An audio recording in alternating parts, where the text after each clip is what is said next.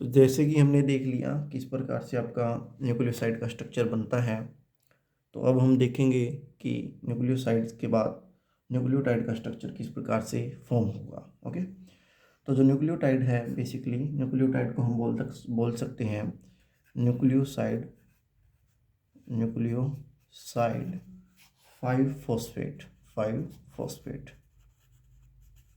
तो हम इसका दूसरा नाम ये भी बोल सकते हैं, क्योंकि न्यूक्लियोसाइड है, न्यूक्लियोसाइड होगा, न्यूक्लियोसाइड के जो कार्बन नंबर 5 होगा, कार्बन नंबर 5 के ऊपर फॉस्फेट ग्रुप आपका अटैच हो जाता है, इसलिए इसको हम बोलते हैं न्यूक्लियोसाइड 5 फॉस्फेट। तो इसको देखते हैं हम किस प्रकार से आपका न्यूक्लियोसाइड बनता है। तो देखिएगा हमारे पास क्या हुआ, phosphoric acid, phosphoric acid, phosphoric acid bond बनाएगा किसके साथ, शुगर के साथ, और किसके साथ बनाएगा, नाइट्रोजनस बेस के साथ, या हम इसको क्या बोल दें, न्यूक्लियोसाइड, है ना, न्यूक्लियोसाइड बोल दें। और हमारा क्या निर्माण हो जाएगा, किसका मतलब सिंथेसिस हो जाएगा, न्यूक्लियोटाइड। तो आपका न्यूक्लियोटाइड बन जाएगा। ओके, तो जो आपका फॉस्फोरिक एसिड है और जो शुगर है, उनके बीच में जो बॉन्ड बनता है, जिसके द्वारा आपका न्यूक्लियोटाइड निर्माण होता है, वो जो बॉन्ड होगा उस बॉन्ड को बोलते हैं फोस्फो एस्टर बॉन्ड। तो उसको हम क्या बोलेंगे, फोस्फो एस्टर बॉन्ड। ओके, और ये जो फोस्फो एस्टर बॉन्ड है वो किस किसके बीच में बनेगा, जो आपका शुगर है, ribose sugar, ribose sugar, ribose sugar के C5 कार्बन के बीच में, प्लस आपका फॉस्फेट के बीच में, फॉस्फेट ग्रुप के बीच में। ठीक है, तो इस तरीके से आपका क्या बनेगा, फॉस्फोएस्टर बॉन्ड। ओके, तो देखिएंगे किस प्रकार से इसका स्ट्रक्चर बनता है, चलिए बना के देखते हैं। तो सबसे पहले हम क्या करेंगे, वही हमारी एक राइबोज शुगर बनाते हैं, है ना। यहाँ पे हम कोई भी नाइट्रोजनस बेस लिख देते हैं, कोई भी हम ले लेंगे, कोई इसमें खास बात नहीं है। हम स्ट्रक्चर बनाने जा रहे हैं किसका, हमारा न्यूक्लियोटाइड का। तो यहाँ पे हमारा क्या है, देखिए आपका OH ग्रुप है, जैसे कि OH ग्रुप है। यहाँ पे हमारा कोई P double bond O negative, O negative, O negative, ये हमारा क्या है, कोई फॉस्फोरिक एसिड है।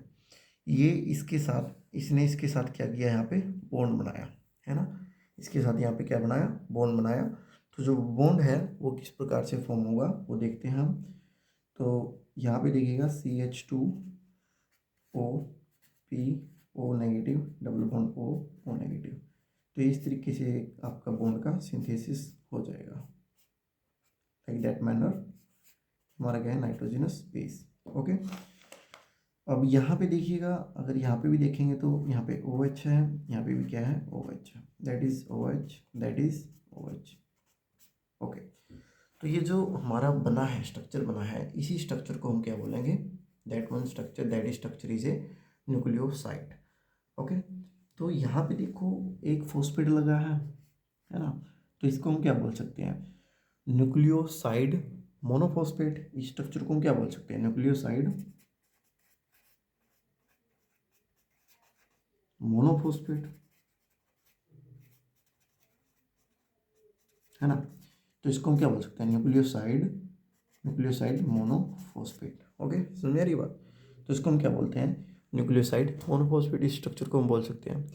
अब हम क्या करते हैं कि इस स्ट्रक्चर को थोड़ा और इलेबोरेट वे से करने की कोशिश, इस स्ट्रक्चर से क्या करेंगे आगे देखिएगा, हम जो C2 पोजीशन के ऊपर जो हाइड्रोक्सी ग्रुप है उसको क्या कर देते हैं, रिमूव कर देते हैं। क्या कर दिया हमने, इसको रिमूव कर दिया। C2 पोजीशन के ऊपर जो हमारा हाइड्रोक्सी ग्रुप था उसको हमने रिमूव कर दिया। तो जब हम इस स्ट्रक्चर को रिमूव कर देते हैं, है ना, तो क्या बनेगा वो देखते हैं ना। चलिए देखते हैं भाई। तो देखिएगा यहाँ हमारा क्या है, नाइट्रोजनस बेस है। ओके, यहाँ पे हमारा क्या है, CH2OPO double bond O negative, ये फॉस्फेट है। अब ये कह रहे हैं कि हमने यहाँ से क्या रिमूव कर दिया, ये वाला OH ग्रुप रिमूव कर दिया, तो यहाँ पे हमारा क्या आ जाएगा, H आ जाएगा, और यहाँ पे क्या आ जाएगा, OH। तो अब इसका नाम क्या होगा, नाउ इसका नाम क्या होगा, तो इसका नाम यहाँ पे अब क्या होगा, डीऑक्सी न्यूक्लियोटाइड मोनोफॉस्फेट। अब ये क्या बन गया आपका, डीऑक्सी न्यूक्लियोटाइड मोनोफॉस्फेट। बस यही डिफरेंस हमने यहाँ पे देखना है कि ये जो हमारा न्यूक्लियोटाइड मोनोफॉस्फेट है, ये हमारा किसके अंदर मिलेगा, आपका आरएनए के अंदर मिलेगा, है ना। और ये हमारा डीऑक्सी न्यूक्लियोटाइड मोनोफॉस्फेट, ये आपका किसके अंदर मिलेगा, डीएनए के अंदर मिलेगा। बस यही चीज़ हमने यहाँ पे मेंशन करनी है।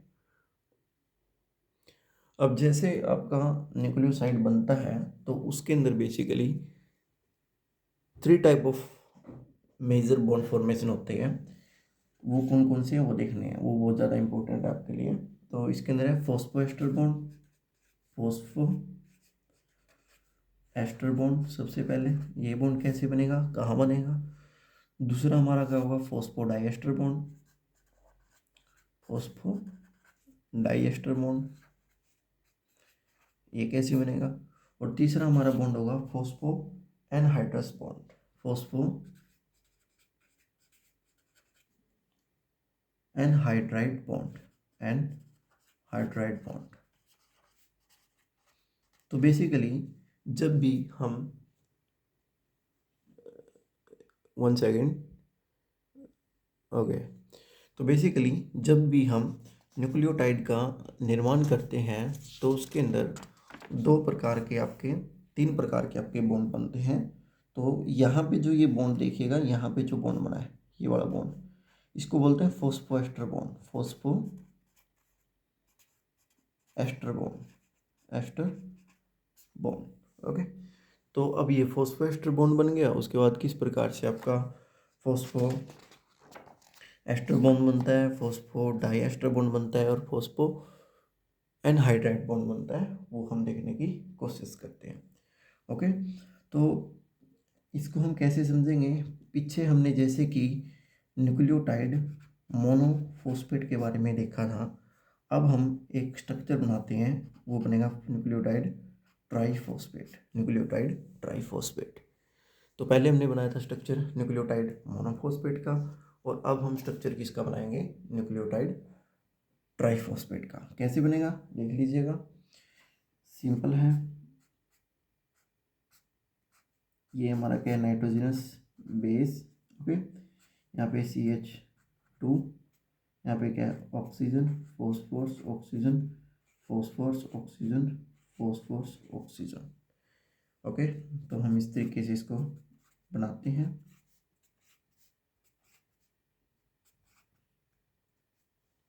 सो ये हमारा स्ट्रक्चर बन गया न्यूक्लियोटाइड ट्राइफॉस्फेट का। ओके, और यहाँ पे हमारा क्या है, OH है, यहाँ पे भी आपका क्या है, OH है। तो यहाँ पे जो हमारा फॉस्फेट है, ये वाला फॉस्फेट है, इसको बोलते हैं हम अल्फा फॉस्फेट, इस वाले फॉस्फेट को हम बोलते हैं बीटा फॉस्फेट, और इस वाले फॉस्फेट को हम बोलते हैं गामा फॉस्फेट। ओके, अब जो मेजर थिंग्स, जो इम्पोर्टेंट थिंग्स हैं, वो देखनी है कि कौन सा फॉस्फोएस्टर बॉन्ड कौन सा है, फॉस्फो एनहाइड्राइड बॉन्ड कौन सा है, और फॉस्फो डाइएस्टर बॉन्ड कौन सा है। तो यहाँ जो ये वाला जो बॉन्ड बनता है, इसको हम बोलते हैं phospho ester bond, phospho ester bond. यहाँ पे देखिएगा, जो 2 आपका ऑक्सीजन के मतलब 2 यहाँ पे फॉस्फेट और ऑक्सीजन के बीच में, फॉस्फेट और ऑक्सीजन के बीच में जो बॉन्ड बन रहा है, उसको बोलते हैं phospho anhydride bond, phospho anhydride bond, phospho anhydride bond. Okay, ये हमारा क्या है, फॉस्फो एनहाइड्राइड बॉन्ड है। ओके, तो अब देखिएगा, जो ये हमने स्ट्रक्चर बनाया है, ये स्ट्रक्चर है आपका न्यूक्लियोटाइड ट्राइफॉस्फेट का, न्यूक्लियोटाइड ट्राइफॉस्फेट फॉस्फेट का। वहीं अगर हम यहाँ से ऑक्सी ग्रुप को क्या कर दें, रिमूव कर दें, ऑक्सी ग्रुप को क्या कर दिया हमने, रिमूव कर दिया, तो ये क्या बन जाएगा, डीऑक्सी न्यूक्लियोटाइड ट्राइफॉस्फेट का, है ना, डीऑक्सी न्यूक्लियोटाइड ट्राइफॉस्फेट का। सिंपल है ये तो। कि जैसे ही हमने क्या किया, स्ट्रक्चर ड्रॉ करते हैं दोबारा से, ये हमारा क्या है, नाइट्रोजिनस बेस है, बाकी सारी चीज़ें क्या हुई, सेम रहेगी। बस हमने क्या करना है, आपका एक जो 2 पोजीशन के ऊपर आपका जो कार्बन है, वहाँ से हमने हाइड्रोक्सी ग्रुप को क्या कर दिया, रिमूव कर दिया, और यहाँ पे आपका क्या आ गया, OH ग्रुप। यहाँ पर आपका क्या आ गया, OH ग्रुप। तो इसका नाम क्या बनेगा आपका, deoxy nucleotide triphosphate, deoxy nucleotide triphosphate. तो यही चीज़ें हमने यहाँ पे देखनी है। Okay, that is a deoxy nucleotide triphosphate. तो किस प्रकार से हमारा न्यूक्लियोटाइड ट्राइफॉस्फेट बना वो हमने देखा, किस प्रकार से हमारा डीऑक्सी न्यूक्लियोटाइड ट्राइफॉस्फेट बना वो देखा, फॉस्फोएस्टर बॉन्ड क्या होता है, और हमारा फॉस्फो एनहाइड्राइड बॉन्ड क्या होता है वो देखा। अब हम नेक्स्ट जो है देखने जा रहे हैं वो आपका क्या होगा, पॉली न्यूक्लियोटाइड किस प्रकार से आपको बनता है, या न्यूक्लिक एसिड किस प्रकार से आपका फाइनल स्ट्रक्चर किस प्रकार से आपका बनेगा, है ना। फाइनल स्ट्रक्चर हम देखने की कोशिश करेंगे किसका, पॉली न्यूक्लियोटाइड का। ओके, पॉली न्यूक्लियोटाइड या फिर न्यूक्लिक एसिड। अब जो न्यूक्लिक एसिड हमने पीछे बताया था कि वो पॉली न्यूक्लियोटाइड है या न्यूक्लिक एसिड है ना। अब उसका हम क्या करते हैं, स्ट्रक्चर ड्रॉ करने की कोशिश करते हैं। तो इसको करने से पहले हम मान लेते हैं हमारे पास ये कोई डबल स्ट्रैंडेड DNA है लीनियर फॉर्म में। इसकी पोलैरिटी हम लेते हैं 5:3 एंड 3:5। ये होता क्या है, कैसे होता है ये, सॉरी ये ऐसे, ये होता क्या है, कैसे होगा, है ना। तो ये हम आगे इसको पढ़ेंगे किस प्रकार से इसकी पोलैरिटी आपकी होती है। हम क्या करते हैं, इस वाले स्टैंड को उठा लेते हैं। ओके, ये वाला स्टैंड हमने उठाया, तो हमने इस स्टैंड को इस तरीके से इसको ड्रॉ कर दिया। ओके, तो इसकी पोलैरिटी मान लीजिएगा 3 है, इसकी पोलैरिटी मान लीजिएगा 5 है। 3 प्राइम के ऊपर आपका हाइड्रोक्सी ग्रुप होता है, 5 प्राइम के ऊपर फॉस्फेट ग्रुप होता है। बस इतना ही जानना है, कैसे होता है क्यों होता है वो हम नेक्स्ट पढ़ेंगे। ओके, तो देखिएगा, सपोज इसके ऊपर है हमारा एडेनिन ग्रुप। ओके, और ये हमारा क्या है, थायमिन। उसके बाद ये क्या है आपका, ग्वानिन। और नेक्स्ट हम करते हैं, मान लीजिएगा ये आपका क्या है, साइटोसिन है। ठीक है, अब आपको पता है कि जो एडेनिन है, एडेनिन के साथ जो बॉन्ड बनाता है वो हमारा क्या बनाएगा, थायमिन बनाएगा। एडेनिन के साथ जो बॉन्ड बनाएगा वो आपका क्या बनाएगा, थायमिन। और आपको पता है वो क्या बनाता है, आपका डबल बॉन्ड बनाता है। तो मान लीजिए हम यहाँ पे क्या लिख दिया, थायमिन। थायमिन ने क्या बनाया, एडेनिन के साथ डबल बॉन्ड बनाया। ये किसी न किसी किसके साथ जुड़ा हुआ, किसी न किसी राइबोस शुगर के साथ जुड़ा हुआ, बिल्कुल जुड़ा हुआ। और ये किसी न किसी आगे फॉस्फेट ग्रुप के साथ जुड़ा होगा, है ना। चलिए मान लीजिए ये आपका क्या है, फॉस्फेट ग्रुप के साथ जुड़ा है। ओके, तो ये हमारा एक प्रॉपर स्ट्रक्चर तैयार हो गया। ओके, जो किसके साथ बॉन्ड बना रहा है, एडेनिन के साथ बॉन्ड बना रहा है। यहाँ पे हमारा क्या है, हाइड्रोक्सी ग्रुप है। ओके, उसके बाद हम लेते हैं थायमिन। थायमिन के साथ हम बता रहे हैं कि डबल बॉन्ड बनाएगा कौन, एडेनिन। एडेनिन बॉन्ड बना लेगा। चलिए मान लेते हैं भाई, इस तरीके से इसने वही स्ट्रक्चर बनाया। ओके, यहाँ पे क्या आपका OH ग्रुप है, यहाँ पे क्या है आपका CH2O और PO double bond O negative. अब यहाँ पे जो मेन बात ये है, जो 3 प्राइम एंड, यहाँ पे जो 3 प्राइम एंड है, इसने इसके ऊपर, इसने इसके ऊपर, इस फॉस्फेट के ऊपर क्या किया, न्यूक्लियोफिलिक अटैक किया। क्या किया, न्यूक्लियोफिलिक अटैक किया। न्यूक्लियोफिलिक अटैक करने से इसके साथ हमें पता है 3 फॉस्फेट और बाइंड है ना, सॉरी 2 फॉस्फेट और बाइंड है। तो जब इसके अंदर न्यूक्लियोफिलिक अटैक हुआ तो ये जो 2 फॉस्फेट हैं, ये जो 2 फॉस्फेट हैं वो क्या हो जाते हैं आपके, रिमूव हो जाते हैं। 2 फॉस्फेट रिमूव हो जाते हैं in the form of pyrophosphate. Pyrophosphate की फॉर्म में रिमूव हो जाते हैं।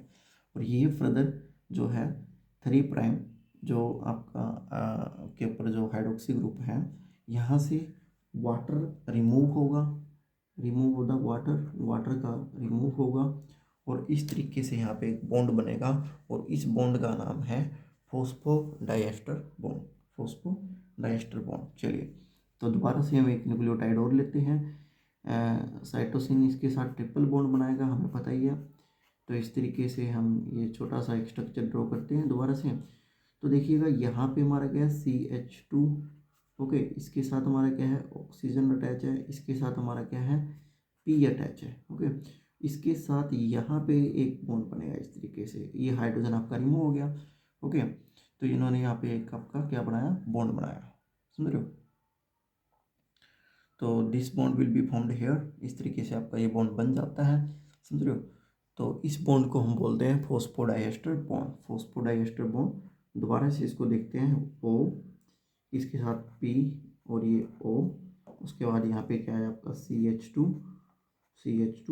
और ये CH2 आगे इस तरीके से इसके साथ जुड़ा है, ये रिंग हो गया। और यहाँ पे क्या आपका गुआनिन बना रहा है ट्रिपल बॉन्ड विद साइटोसिन, इस तरीके से है ना। और यहाँ पे क्या है OH ग्रुप है, तो यहाँ पे डबल बॉन्ड O और ये O नेगेटिव है ना, O नेगेटिव। अब यहाँ पे जो भाई जो बॉन्ड बना है, ये वाला जो बॉन्ड बना है, ये वाला जो बॉन्ड, इसी बॉन्ड को बोलते हैं फॉस्फोडाइएस्टर बॉन्ड, फॉस्फोडाइएस्टर बॉन्ड। तो इस तरीके से हमने फॉस्फोडाइएस्टर बॉन्ड बना। और हम यहाँ पे एक चीज़ और यहाँ पे हमने नोट करनी है कि जो सिंथेसिस है पॉलीन्यूक्लियोटाइड चेन का, वो कहाँ से स्टार्ट हुआ था, 5' कार्बन एटम से स्टार्ट हुआ था, और एंड कहाँ पे हुआ, 3' कार्बन एटम से। तो हम यहाँ पे ये देखेंगे कि जो सिंथेसिस है पॉलीन्यूक्लियोटाइड चेन का, it start from 5' and it and from 3' and. और जो इसको हम बोलते हैं टेम्पलेट स्टैंड, और जो टेम्पलेट स्टैंड की जो पोलैरिटी होती है वो हम बोलेंगे 3' टू 5' एंड होती है। ये सारी चीज़ें हम जब रेप्लिकेशन करेंगे उस रेप्लिकेशन के अंदर स्टडी करेंगे। तो चलिए अब हम देखते हैं कि चार्गफ रूल क्या होता है। जो चार्गफ रूल है, ये जो डबल स्ट्रैंडेड डीएनए है उसके स्ट्रक्चर को बनाने के लिए बहुत ज़्यादा महत्वपूर्ण रोल प्ले करता है। तो चार्गफ रूल में क्या होता है, तो चार्गफ रूल में देखिए क्या है, एक अरविन नाम के एक साइंटिस्ट थे, अरविन चार्गफ, ये ऑस्ट्रेलियन बायोकेमिस्ट थे। इन्होंने कुछ रूल दिए किसके बारे में, डीएनए के बारे में, ओके। और वो रूल क्या है वो देखिएगा। सबसे पहला रूल क्या है कि जो बेस कंपोजिशन है डीएनए की, वो स्पीशीज टू स्पीशीज क्या होती है, अलग होती है। ये क्या होती है, वेरी करती है, ओके। जैसे भाई अगर हम बात करें मैन की, और एक साइड में हम बात करें प्लांट की, है ना, इसके जो बेस कंपोजिशन है, इसके जो डीएनए की जो बेस कंपोजिशन है मैन की, वो अलग होगी जो बेस कंपोजिशन है डीएनए की प्लांट की। तो पहला पॉइंट तो इन्होंने यही बताया कि जो बेस कंपोजिशन है किसकी, आपकी एक स्पीसीज़ की, वो दूसरी स्पीसीज़ की बेस कंपोजिशन से टोटली क्या होगी, डिफरेंट होगी, ओके।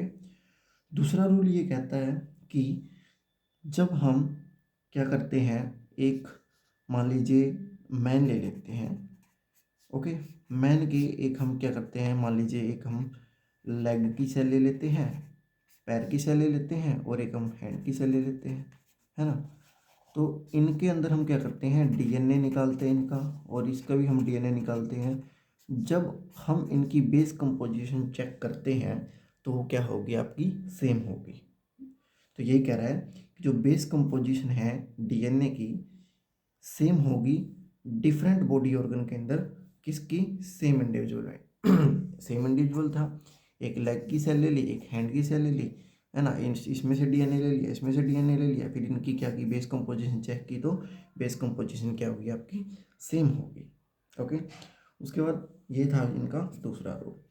तीसरा रूल क्या कहता है भाई, कि कोई भी जो डबल स्ट्रैंडेड डीएनए है, ये देखिए ये हमारा क्या है, डबल स्ट्रैंडेड डीएनए है, इस डबल स्टैंडर्ड डीएनए के अंदर जो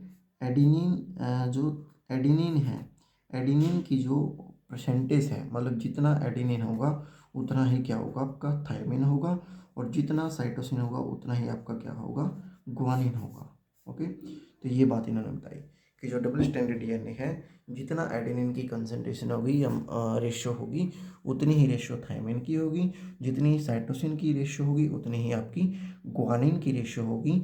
और इस रूल को इन्होंने नाम दिया first parity rule, DNA first parity rule. Okay, then फिर इन्होंने क्या किया फिर उसके बाद जो ये तो इन्होंने डबल स्टैंडर्ड के लिए दिया, फिर इन्होंने same as it is single standard DNA के ऊपर काम किया। तो जब इन्होंने सिंगल स्टैंडर्ड डीएनए के ऊपर फर्दर रिसर्च की, एक्सपेरिमेंट किया, तो वही चीज़ इन्होंने सिंगल स्टैंडर्ड डीएनए में मिली कि जितनी कंसंट्रेशन या मात्रा एडेनिन की है उसकी इक्वल अमाउंट ही थायमिन की है उसके अंदर, और जितनी साइटोसिन की है वो बराबर है उतना ही ग्वानिन के। तो इन्होंने इसको सेकंड पैरिटी रूल दे दिया, जो हमारा जो फोर्थ रूल है किसका, चारगफ का। तो ये बेसिकली जो 4 रूल हैं अरविंद चारगफ ने 4 रूल दिए डीएनए के लिए। ओके, तो this is all over about the Chargaff rule, Arvind Chargaff. Okay, उसके बाद देखिएगा, उसके बाद क्या है, अब हम स्टार्ट करते हैं स्ट्रक्चर ऑफ डीएनए। डीएनए का स्ट्रक्चर किस प्रकार से आया, किसने क्या किया। ओके, वो स्टार्ट करते हैं। तो सबसे पहले एक साइंटिस्ट थे, 2 साइंटिस्ट थे जिनका नाम है फ्रैंकलिन और विल्किन।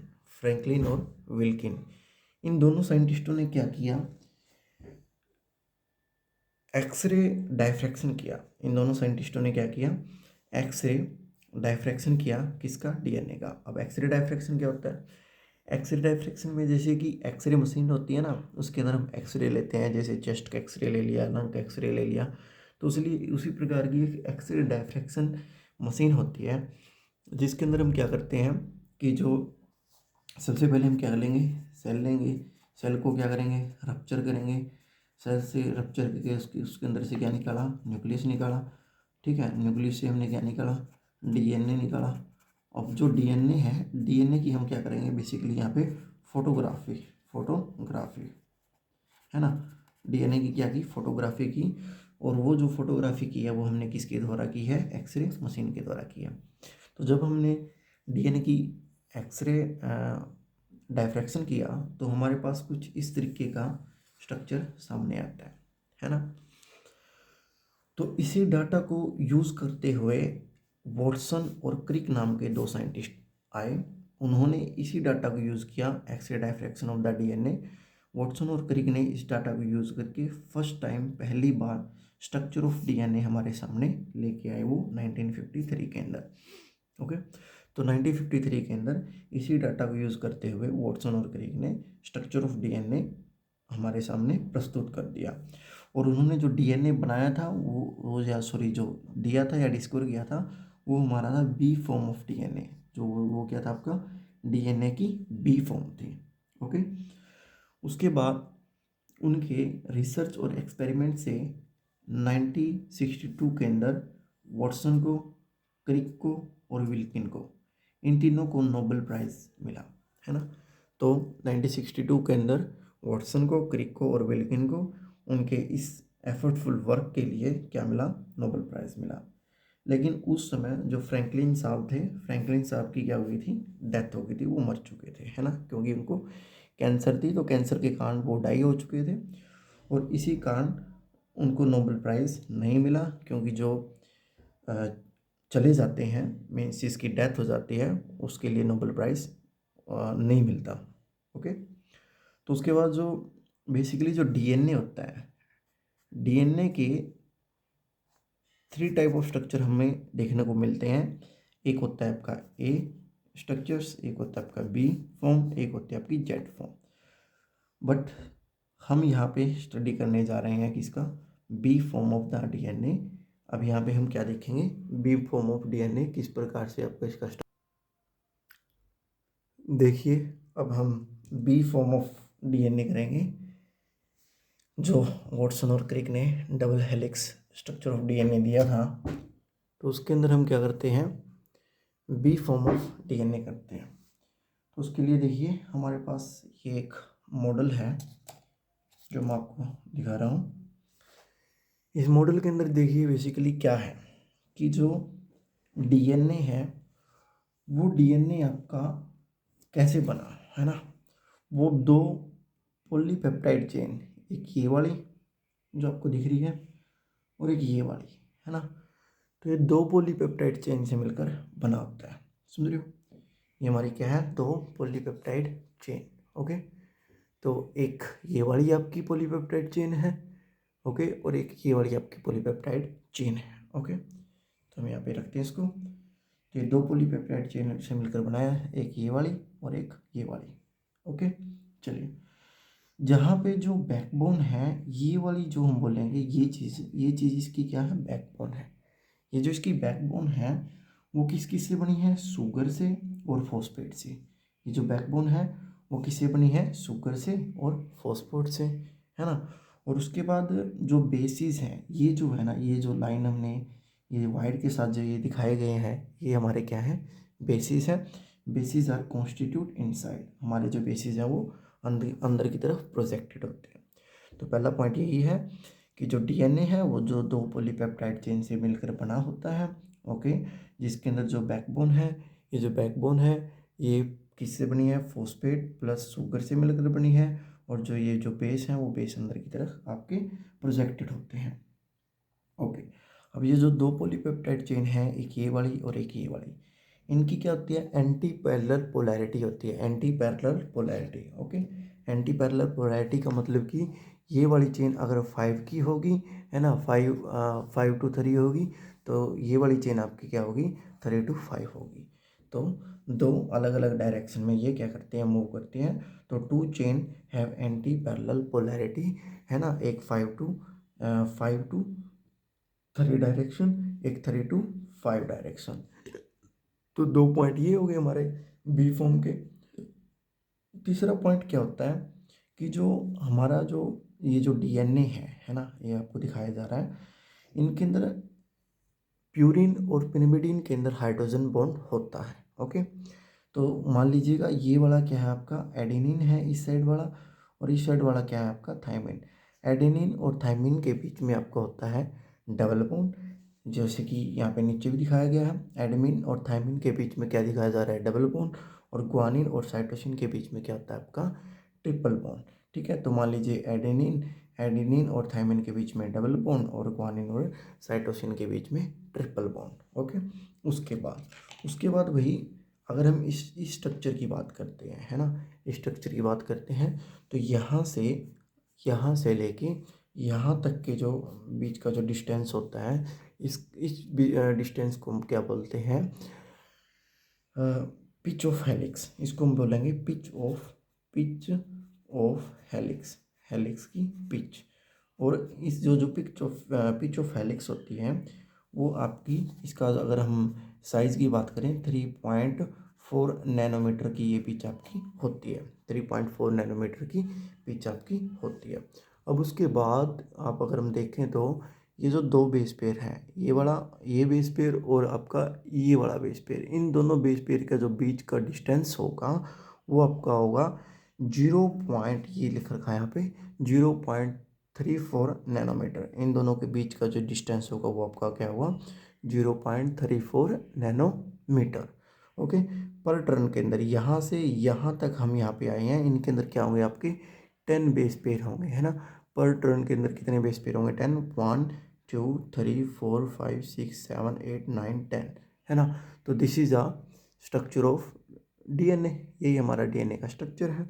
उसके बाद क्या है, यहाँ से देखिएगा ये वाला पॉइंट देखो, ये हेलिक्स का डायमीटर है, और ये जो डायमीटर ऑफ हेलिक्स होता है ये होता है आपका 20 एंगस्ट्रॉम। यहाँ से लेके यहाँ तक का जो डायमीटर होगा आपका वो क्या होगा, 20 एंगस्ट्रॉम। तो ये क्या है आपका B form of DNA. Okay, चलिए दोबारा से देखते हैं।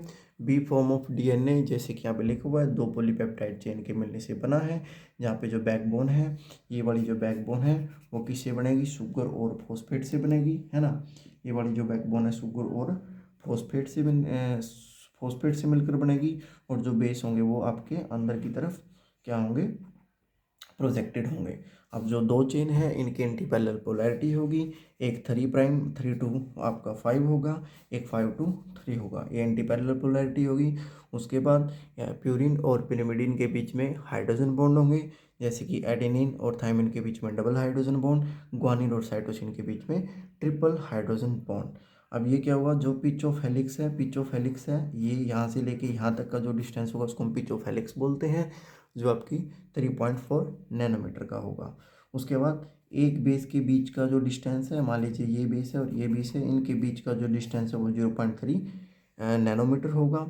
जो स्मॉल ग्रुप आपको ये वाला स्मॉल ग्रुप दिखाई दे रहा है इसको बोलते हैं माइनर ग्रुप, और ये जो मेजर जो ग्रुप दिखाई दे रहा है वो उसको बोलते हैं आपका मेजर ग्रुप। बड़े वाला जो ग्रुप दिखाई दे रहा है वो आपको होता है आपका मेजर ग्रुप। ओके, समझ रहे हो?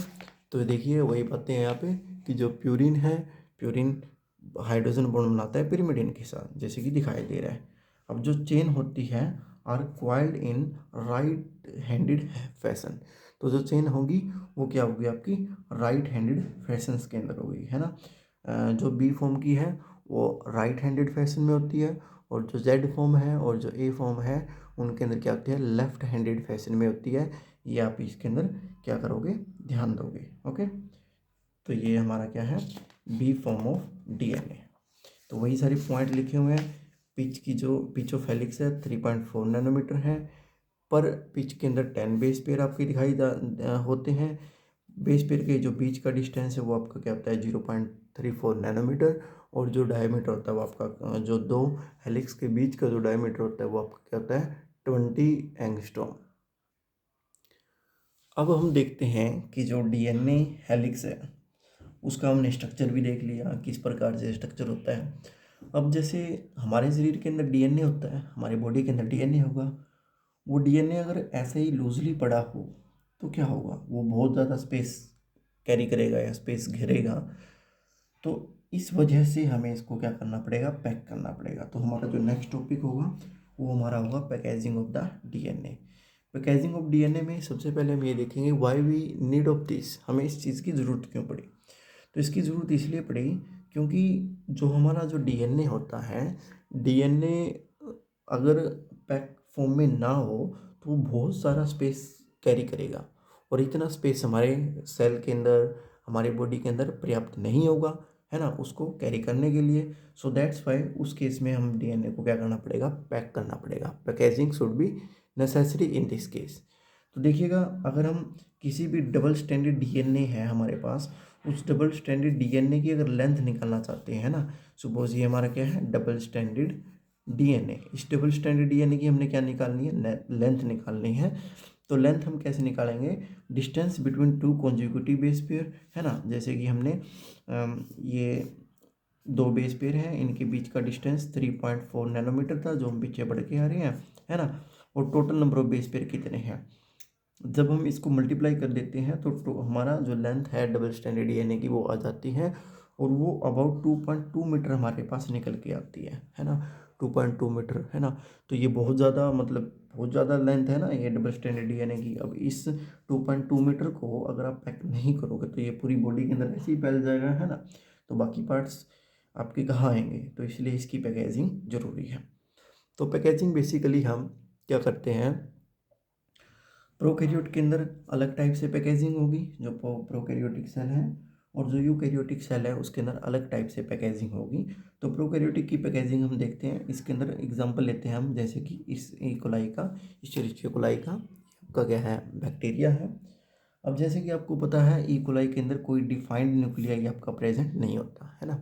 ई कोलाई के अंदर डिफाइंड न्यूक्लियाई प्रेजेंट नहीं होता। तो जो ई कोलाई का जो डीएनए है वो स्कैटर्ड डीएनए आपका स्कैटर्ड नहीं होगा थ्रू आउट द सेल।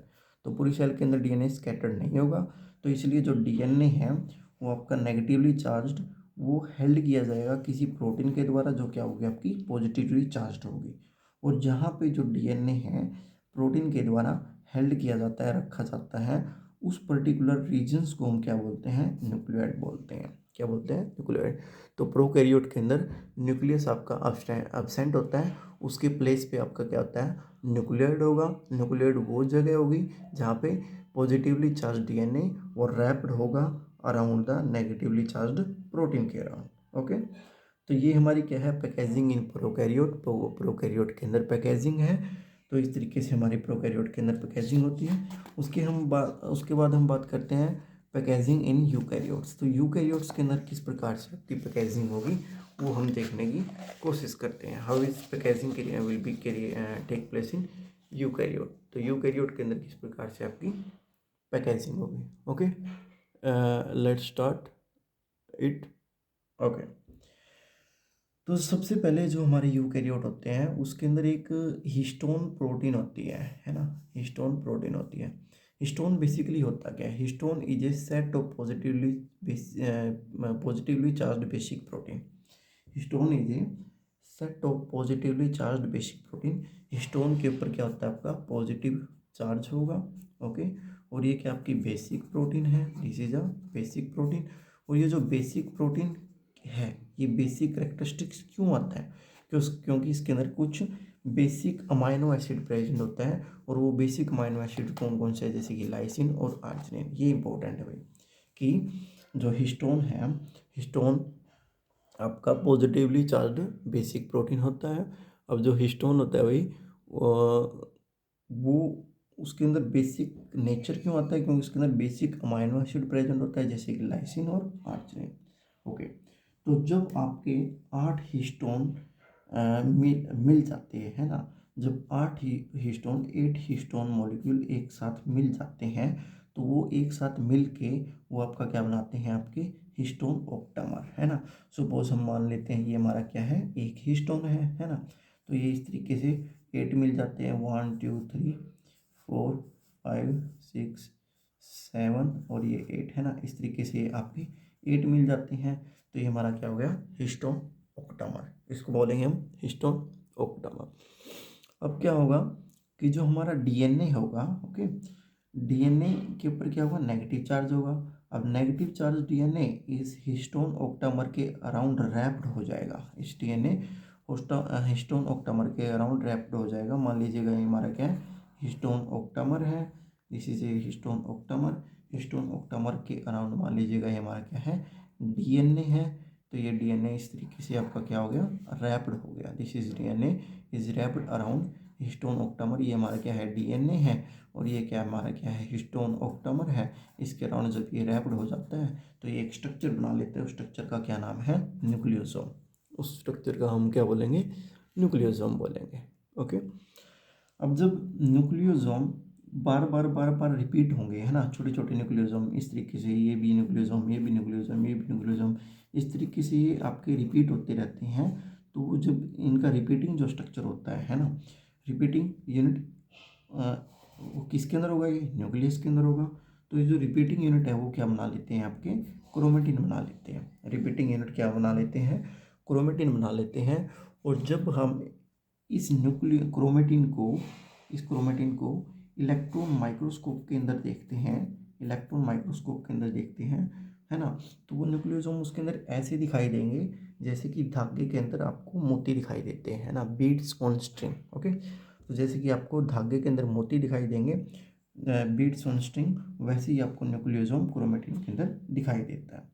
तो जब आपका न्यूक्लियोसोम, जिसको हम न्यूक्लियोसोम बोलते हैं, न्यूक्लियोसोम आपका क्या करता है, बीट्स ऑन स्ट्रिंग दिखाई देगा। अब बहुत सारे न्यूक्लियोसोम यहाँ आपके इकट्ठा होके, है ना, वो क्या बना लेते हैं, क्रोमेटिन फाइबर बना लेते हैं। ओके, तो beads on string structure of nucleosome chromatin के अंदर, तो वो बीट्स ऑन स्ट्रिंग जो स्ट्रक्चर है आपका न्यूक्लियोसोम के अंदर, क्रोमेटिन के अंदर, वो आपका क्या बना लेता है, क्रोमेटिन फाइबर।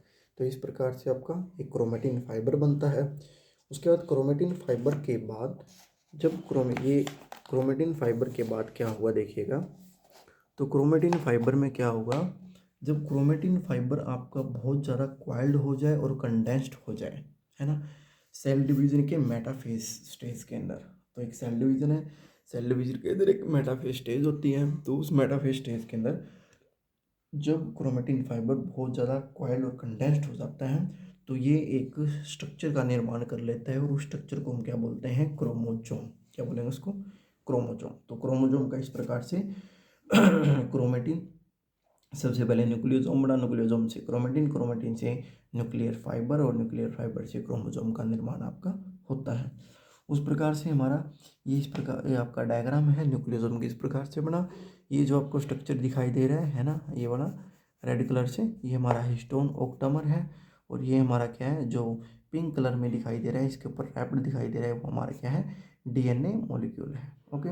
उसके बाद एक नोट करने की बात ये है कि हमारी बॉडी के अंदर NHC पाए जाते हैं, जिसको हम बोलते हैं नॉन हिस्टोन क्रोमोजोमल प्रोटीन, है ना, नॉन हिस्टोन क्रोमोजोमल प्रोटीन।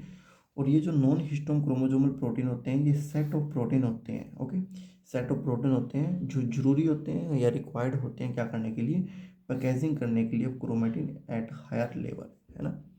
तो हायर लेवल के अंदर, है ना, जैसे हायर यूकैरियोट्स हो गए, यूकैरियोट के अंदर अगर आपने क्रोमेटिन की पैकेजिंग करनी है तो उसकी पैकेजिंग के लिए आपको नॉन हिस्टोन क्रोमोसोमल प्रोटीन की आवश्यकता पड़ेगी। ओके, सो ये आपका किसके बारे में था, पैकेजिंग के बारे में था। अब एक और पॉइंट इसके अंदर देखना है कि जो हमारा न्यूक्लियस होता है, न्यूक्लियस के अंदर दो प्रकार के क्रोमेटिन पाए जाते हैं, एक को बोलते हैं यूक्रोमेटिन, एक को बोलते हैं हेट्रोक्रोमेटिन। ओके, सो हमारे जो न्यूक्लियस है, हमारे न्यूक्लियस के अंदर दो प्रकार के क्रोमेटिन पाए जाते हैं, एक तो आपका यूक्रोमेटिन होता है, एक आपका क्या होता है, हेट्रोक्रोमेटिन। यूक्रोमेटिन में क्या होता है, जब यूक्रोमेटिन में जो क्रोमेटिन होंगे वो आपके लूजली पैक्ड होंगे, लूजली पैक्ड होंगे। तो उनको अगर हम स्टेन करते हैं, है ना, स्टेनिंग प्रोसेस होता है ना, जब हम इसको हम स्टेन करते हैं तो स्टेन आपकी क्या आएगी, लाइट स्टेन आएगी, क्योंकि वो क्या है, लूजली पैक्ड है, स्टेनिंग की तो लाइट स्टेन कलर दिखाई वो देते हैं। और वहीं अगर हम बात करें हेट्रोक्रोमेटिन की, इसके अंदर जो क्रोमेटिन है वो डेंसली पैक्ड होंगे और जो स्टेन क्या होगी, इनकी डार्क आएगी।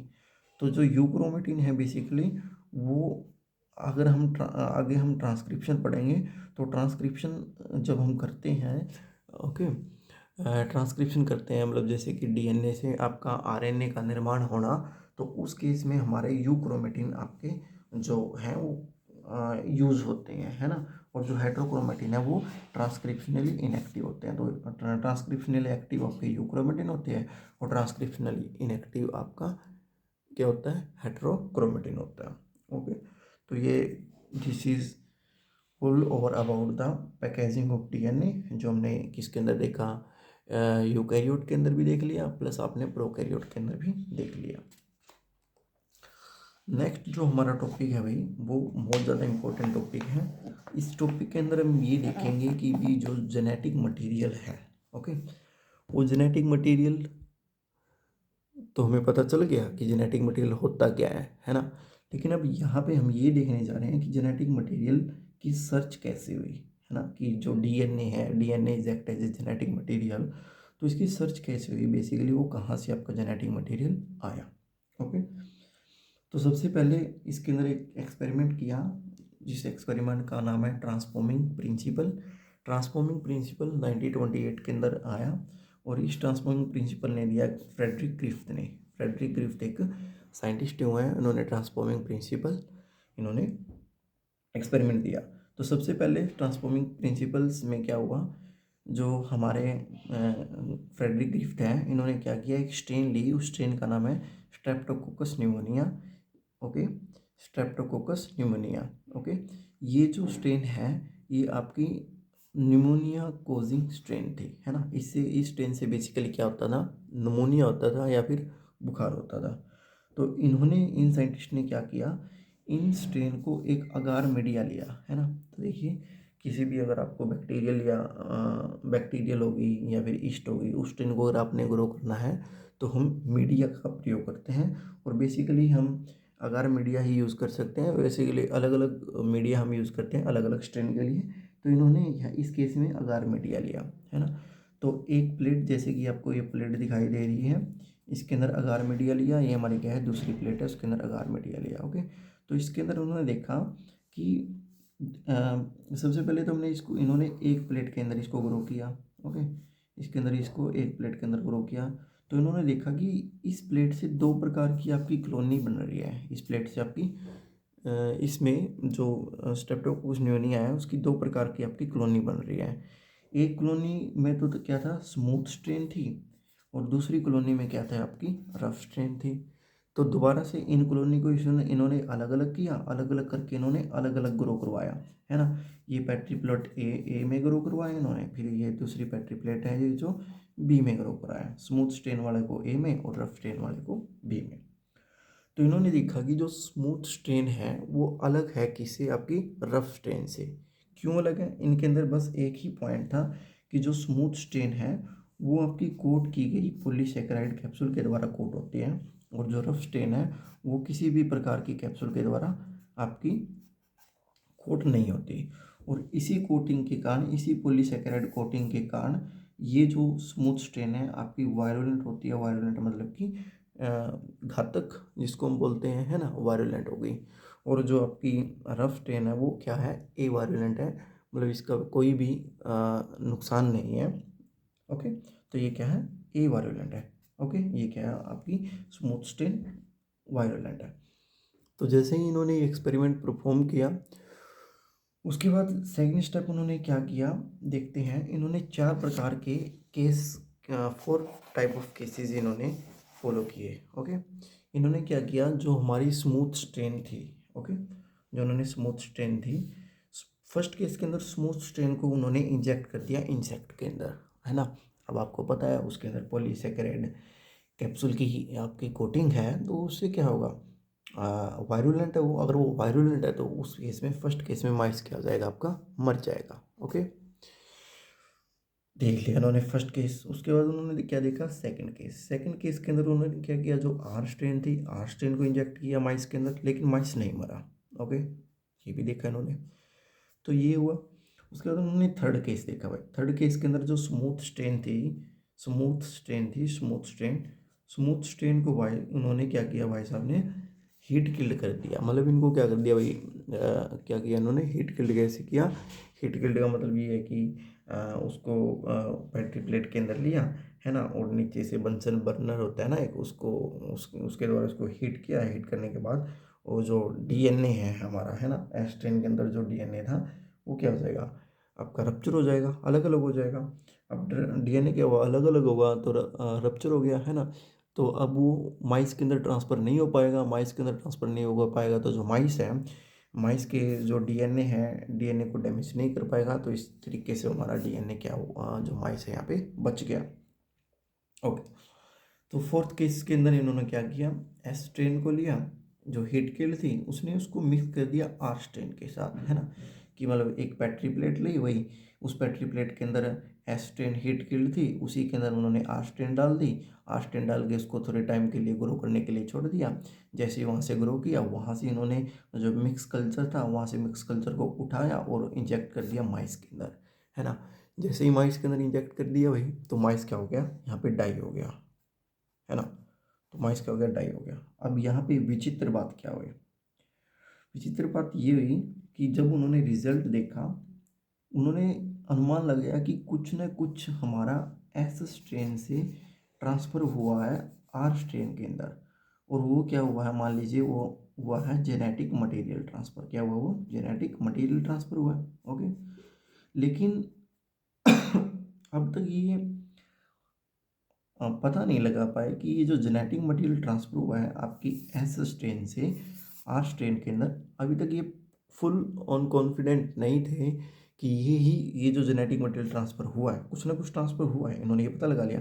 लेकिन क्या ट्रांसफ़र हुआ है, वो डीएनए ट्रांसफ़र हुआ है, आरएनए ट्रांसफ़र हुआ है, या फिर प्रोटीन ट्रांसफ़र हुआ है ना। तो ये वो पता नहीं लगा पाए। ओके, तो इस एक्सपेरिमेंट से ये प्रूफ नहीं हुआ कि आपका DNA is a genetic material. Okay, but still ये प्रूफ हो गया कि कुछ ना कुछ ट्रांसफ़र हुआ है, और वही जो ट्रांसफ़र हुआ वो आपका क्या है, जेनेटिक मटेरियल है। Okay, done. तो ये एक्सपेरिमेंट यहाँ पे आपका समाप्त होता है। उसके बाद दूसरा एक्सपेरिमेंट है 1944 के अंदर आया। इस एक्सपेरिमेंट को दिया ओसवाल्ड एवरी, कॉलिन मैकलियोड और मैकलिन मैककार्टे। ये 3 आपके साइंटिस्ट थे ग्रुप ऑफ 3 साइंटिस्ट, इन्होंने इस एक्सपेरिमेंट को दिया और इस एक्सपेरिमेंट का नाम है biochemical characterisation of transforming principles. जैसे नाम से ही पता चल रहा है भाई कि बायोकेमिकल कैरेक्टराइजेशन, बायोकेमिकल का प्रयोग करके ट्रांसफॉर्मिंग प्रिंसिपल के ऊपर कुछ ना कुछ इन्होंने क्या किया, रिजल्ट निकाला है ना, बायोकेमिकल कैरेक्टराइज किया है ट्रांसफॉर्मिंग प्रिंसिपल्स को। ओके, तो इन्होंने क्या किया, जो ग्रिफ्थ ने एक्सपेरिमेंट किया था वही सेम एक्सपेरिमेंट इन्होंने आगे प्रोसीड करवाया। कैसे करवाया भाई, उन्होंने क्या किया, वही जो हमारी कल्चर प्लेट थी जिसके अंदर हीट गिल्ड हमारा क्या था, एस स्ट्रेन थी प्लस हमारी आर स्ट्रेन थी, है ना, वो ले ली। अब उस heat guild S strain plus R strain है, उनको उन्होंने 3 अलग अलग पैट्री प्लेट में ले लिया। पैट्री प्लेट मान लीजिएगा ये आपकी क्या है, ये वाली ए है, ए में ले लिया, और ये पैट्री प्लेट आपकी बी में ले लिया, और ये हमारी पैट्री प्लेट सी में ले लिया। ओके, चलिए, तो जो पैट्री प्लेट ए है, पैट्री प्लेट ए के अंदर इन्होंने क्या किया, डीएनए डाल दिया। पैट्री प्लेट ए में डीएनए डाल दिया। तो डीएनए डालने से अभिप्राय ये है कि आपको पता है जो डीएनए है वो हम डीएनए जो है एक एंजाइम है जो डीएनए को क्या कर देगा, डाइजेस्ट कर देगा। अब डीएनए को डाइजेस्ट करेगा तो इस प्लेट के अंदर या इस कल्चर के अंदर क्या, या फिर इस सॉल्यूशन के अंदर हमारा क्या रह गया, आरएनए रह गया, आरएनए रह गया, और हमारा क्या रह गया, प्रोटीन रह गया। आपका क्या रह गया, आरएनए रह गया और प्रोटीन रह गया। ओके, इस प्लेट के अंदर आरएनए रह गया और प्रोटीन रह गया। ओके, तो जैसे कि हम इसको दोबारा से समझने की कोशिश करते हैं, तो क्या किया, डीएनए डाला, डीएनए डाला, डीएनए डालने के बाद क्या हुआ, जो डीएनए है, डीएनए वो क्या हो गया, डाइजेस्ट हो गया, डाइजेस्टेड। डीएनए क्या हो गया, डाइजेस्ट हो गया, मतलब क्या हो गया, आपका ख़त्म हो गया डीएनए से, है ना। तो उसके बाद उसके अंदर जो कल्चर है ना, जो हमारा कल्चर था, कल्चर के अंदर क्या क्या बच गया भाई, एक तो आरएनए बच गया, और ये आपकी क्या बच गई, प्रोटीन बच गई। आरएनए बच गई और प्रोटीन बच गई। फिर उन्होंने इसको क्या किया, इंजेक्ट किया, किसके अंदर इंजेक्ट किया भाई, इंजेक्ट किया किसके अंदर, माइस के अंदर इंजेक्ट किया। अब माइस क्या हो गया, माइस इस केस में क्या हुआ, माइस लाइव रहा, माइस क्या रहा, लाइव रहा, समझ रहे हो। तो जैसे डीएनए डाला उस कल्चर के अंदर, और डीएनए आपका डाइजेस्ट, डीएनए से डीएनए डाइजेस्ट हुआ, कल्चर के अंदर आरएनए और प्रोटीन बच गया, इसको हमने माइस के अंदर इंजेक्ट किया, बट माइस क्या था, आपका लाइव था, है ना। तो इसका मतलब नो ट्रांसफॉर्मेशन, कोई ट्रांसफॉर्मेशन नहीं हुई, ट्रांसफॉर्मेशन, है ना, कोई ट्रांसफॉर्मेशन नहीं हुई। किससे ट्रांसफॉर्मेशन नहीं हुई, ना तो आरएनए से कोई ट्रांसफॉर्मेशन होती हुई दिखाई दे रही, नहीं हमारी कोई प्रोटीन से ट्रांसफॉर्मेशन होती हुई दिखाई दे रही, है ना। तो फर्स्ट एक्सपेरिमेंट तो उन्होंने ये किया। फिर उसके बाद जो हमारा सेकंड एक्सपेरिमेंट है, सेकंड एक्सपेरिमेंट देख लेते हैं क्या है, देखिए ये वाला। इन्होंने इसके अंदर आरएनए डाल दिया, सेम वही आरएनए डाल दिया। आरएनए डालोगे तो जो आरएनए है वो डाइजेस्ट हो जाएगा, है ना, डीएनए प्लस प्रोटीन रह जाएगा, है ना। अब क्या रह गया, डीएनए प्लस प्रोटीन रह गया। अब डीएनए और प्रोटीन रह गया। फिर इसने इसको क्या किया, माइस के अंदर डाला, माइस के अंदर डाला तो माइस क्या हो जाएगा, डाई हो जाएगा। इसका मतलब कि कुछ ना कुछ ट्रांसफर हुआ है, तभी तो माइस डाई हुआ है। वो क्या आपका डीएनए हुआ है, वो प्रोटीन भी हो सकता है भाई, है ना। फिर अब इस प्रोटीन के सस्पेंस को दूर करने के लिए उन्होंने क्या किया, तीसरी पैट्री प्लेट के अंदर प्रोटीनेज डाल दिया। ओके, प्रोटीनेज डाल दिया, वही स्टेप की वही। प्रोटीएज क्या कर देगा, प्रोटीएज तोड़ देगा किसको, प्रोटीन को, क्या बच जाएगा, डीएनए बच जाएगा, और आपका क्या बच जाएगा, आरएनए बच जाएगा, है ना। अब जो प्रोटीन अब फिर से वहाँ पे ट्रांसफॉर्मेशन हो रहा है, इसका मतलब एक तीनों में एक चीज़ कॉमन है। जो तीनों में एक चीज़ कॉमन क्या थी भाई, तीनों में एक चीज़ कॉमन ये थी कि जब हमने डीएनए डाला, आरएनए डाला और प्रोटीएज डाला, है ना। तो इस केस में तो हमारा डीएनए आपका डाइजेस्ट हो रहा था और कोई ट्रांसफॉर्मेशन, नो ट्रांसफॉर्मेशन, कोई ट्रांसफॉर्मेशन नहीं हो रही थी। और इन केस में, दोनों के केस में ट्रांसफॉर्मेशन आपकी हो रही है, ट्रांसफॉर्मेशन आपकी हो रही है ना। मतलब कि माइस क्या हो रहा है, डाई हो रहा है। ओके, तो यहाँ से ये कंक्लूजन निकलता है कि डीएनए ही सोलो ऐसा एक मॉलिक्यूल्स है या जेनेटिक मटेरियल है जो आगे ट्रांसफर हो रहा है, जिससे आपका माइस डाई हो रहा है ना। इससे हम ये कंसीडर कर सकते हैं कि इनके एक्सपेरिमेंट से हमें ये पता चलता है कि DNA is a genetic material. Okay, तो DNA is a genetic material. तो ये हमारा है biochemical characterisation of the transforming principles. उसके बाद जो लास्ट एक्सपेरिमेंट है जिससे ये प्रूव हो गया कि जो आपका डीएनए ही है वो जेनेटिक मटेरियल है, वो एक्सपेरिमेंट था वही हार्से एंड चेज एक्सपेरिमेंट। इन्होंने 1953 के अंदर ये एक्सपेरिमेंट दिया। तो एक्सपेरिमेंट का नाम है हार्से एंड चेज एक्सपेरिमेंट। ये 1952 के अंदर आया। तो इन्होंने क्या किया, एक बैक्टीरियोफेज लिया। इन्होंने क्या लिया, बैक्टीरियोफेज लिया। अभी बैक्टीरियोफेज क्या होता है, बैक्टीरियोफेज क्या होता है, जब कोई वायरस इन्फेक्ट कर देता है किसी बैक्टीरिया को। ओके, जब कोई वायरस किसी बैक्टीरिया को इन्फेक्ट करता है ना, या उसको इन्फेक्ट करने की कैपेबिलिटी रखता है, उसको हम बोलते हैं बैक्टीरियोफेज। ओके, तो इन्होंने हार्से और चेज ने एक बैक्टीरियोफेज लिया और बैक्टीरियोफेज को उन्होंने ग्रो करवाया दो प्रकार के मीडियम के अंदर। मान लीजिएगा ये ए मीडियम है और ये आपका क्या है, बी मीडियम है। ओके, तो इन्होंने देखा कि जो ए मीडियम है, ए मीडियम के अंदर इन्होंने क्या डाला, रेडियो एक्टिव फॉस्फोरस डाला, और बी मीडियम के अंदर इन्होंने रेडियो एक्टिव सल्फर डाला। तो दो मीडियम लिए, एक मीडियम के अंदर रेडियो एक्टिव फॉस्फोरस डाला, दूसरे मीडियम के अंदर रेडियो एक्टिव सल्फर डाला।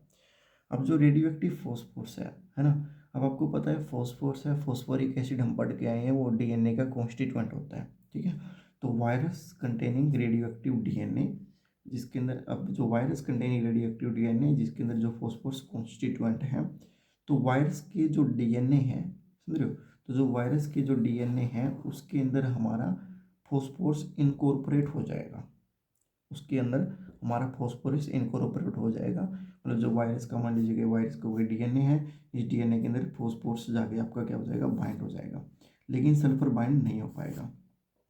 समझ रहे हो। अब जो virus contain radio active protein, इस केस में virus radio active protein contain करेगा, लेकिन इसकी रेडियो एक्टिव प्रोटीन होगी इस केस में, है ना, लेकिन रेडियो एक्टिव डीएनए नहीं होगा। समझ रहे हो। तो इस केस को हम समझने की कैसे कोशिश करते हैं, इसको समझने की कोशिश करते हैं, देखिए कैसे समझेंगे। तो क्या किया इन्होंने, सबसे पहले क्या लिया, रेडियो एक्टिव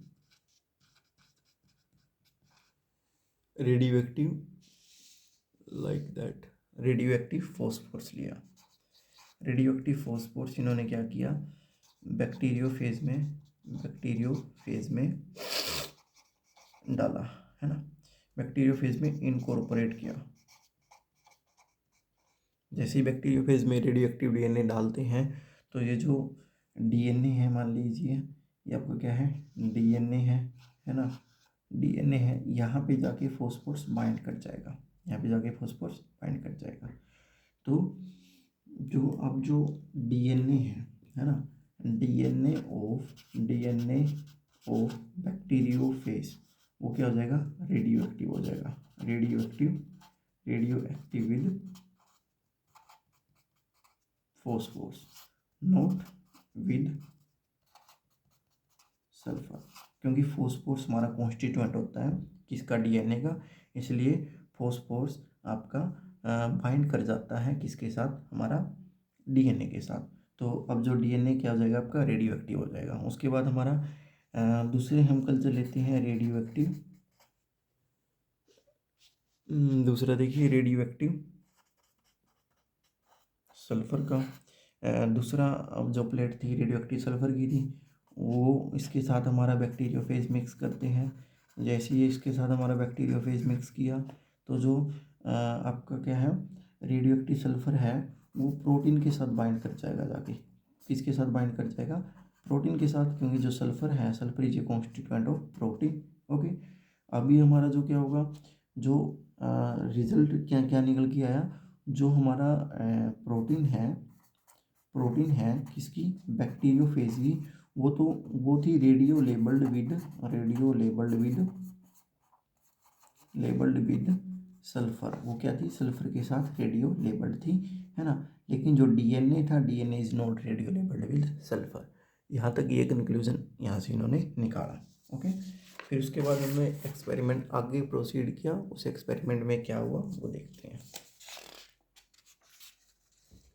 तो सबसे पहले इन्होंने क्या किया भाई, वही जो कल्चर प्लेट बनाई थी हमने, तो इसके अंदर क्या था, रेडियो एक्टिव फोस्फोर्स इन्होंने लिया, और इसके अंदर जो मतलब लिया क्या, जो ग्रो करवाया था बैक्टीरियोफेज, उस बैक्टीरियोफेज के जो डीएनए है वो रेडियो लेबल्ड फोस्फोर्स के साथ लेबल्ड हो गया।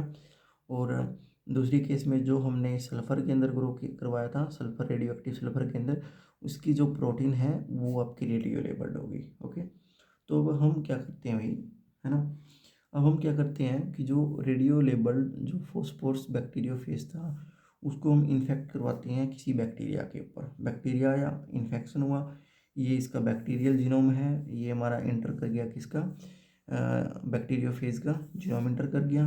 अब इसकी क्या होगी, मिक्सिंग होगी, ब्लेंडिंग होगी। ओके, मिक्सिंग होगी, ब्लेंडिंग होगी, और मिक्सिंग होगी, ब्लेंडिंग होगी, उसके बाद हम क्या करेंगे, इसको सेंट्रीफ्यूज करेंगे। सेंट्रीफ्यूज के बाद का जो रिजल्ट क्या आता है आपका, रिजल्ट ये आएगा कि सॉरी, देखिए क्या क्या होगा इसके अंदर। सबसे पहले हमने क्या की, एक टेस्ट ट्यूब ली,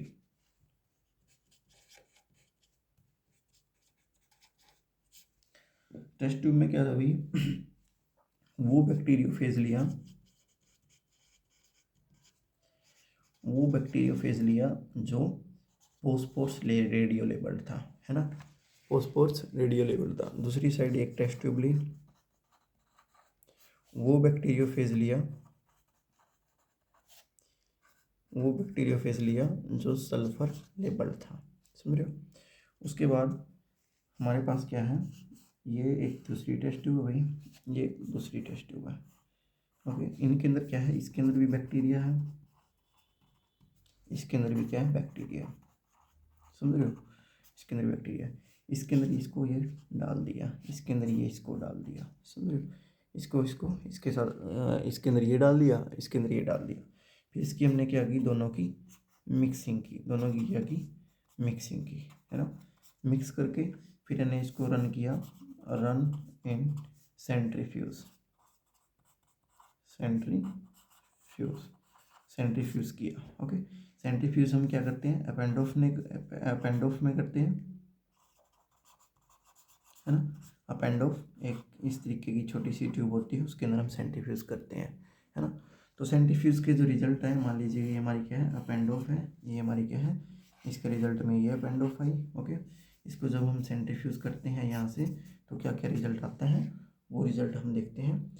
तो जो हमारा दो यहाँ पे आपकी चीज़ें निकल के आती है, जब हम सेंट्रीफ्यूज करते हैं किसी भी सेल को, तो दो हमारी लेयर बनती हैं, एक तो होती है सुपरनेटेंट की, सॉरी पैलेट की, और ये जो ऊपर वाली लेयर होती है सुपरनेटेंट होता है। सेम इसमें भी एक नीचे वाला पैलेट होगा और ऊपर वाला क्या होगा, आपका सुपरनेटेंट होगा, ये वाली लेयर सुपरनेटेंट की होगी। ओके, तो पैलेट होगा और आपका क्या होगा, सुपरनेटेंट होगा। तो यहाँ से रिजल्ट आया, जो सुपरनेटेंट है उसके अंदर क्या थी, आपकी सेल थी। अब सेल का क्या था, डीएनए था। तो ये जो डीएनए चेक किया, ये डीएनए रेडियो लेबल्ड था किसके साथ, फोस्फोर्स के साथ, रेडियो लेबल्ड था किसके साथ, फोस्फोर्स के साथ। इसका मतलब क्या हुआ कि जो फोस्फोर्स है, फोस्फोर्स किसके साथ किसके अंदर इंटर कर दिया, डीएनए के अंदर, उसको क्या कर दिया, रेडियो लेबल्ड कर दिया। ओके, सेम एट इज यहाँ पे लिखा। और जो सुपरनेटेंट है, सुपरनेटेंट में आपको और जो सुपरनेटेंट सॉरी जो पैलेट है, पैलेट के अंदर आपको किसी प्रकार का भी फोस्फोर्स आपको नहीं मिलता। इस केस में फिर उन्होंने एक्सपेरिमेंट किया, या इस साइड में क्या हुआ कि जो सेल है, सेल के अंदर कोई भी किसी प्रकार का आपका जो सल्फर है वो इनकॉर्पोरेट नहीं हुआ, और जो सल्फर है वो आपका किसके अंदर रह गया, जो सल्फर है वो आपका किसमें रह गया, सुपरनेटेंट। ओके, तो जो सल्फर है वो किस में रह गया, आपका सुपरनेटेंट में। So this is all over about the bacteriophage. I hope आपको ये चैप्टर यहाँ तक समझ में आया होगा। Okay, thanks.